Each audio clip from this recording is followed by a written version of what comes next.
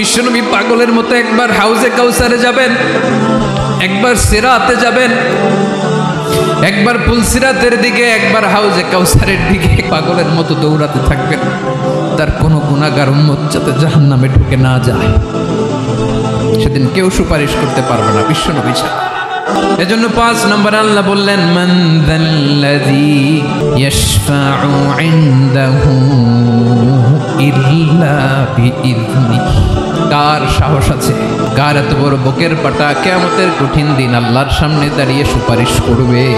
কারো ক্ষমতা, কারো ক্ষমতা নাই। বিশ্বনবী সেদিন সেজদায় পড়ে উম্মতের জন্য কাঁদবেন, সবাই কাঁদবে, নফসি নফসি, আল্লাহ আমারে বাঁচাও, আল্লাহ আমারে বাঁচাও। বিশ্বনবী বলবেন, উম্মতি উম্মতি। বিশ্বনবী আমার জন্য কাঁদবেন, আপনার জন্য কাঁদবেন, আমাদের জন্য সেদিন কেঁদে কেঁদে জাহান্নামের দরজায় দাঁড়িয়ে আমাদেরকে টেনে টেনে জান্নাতে ঢুকাবেন।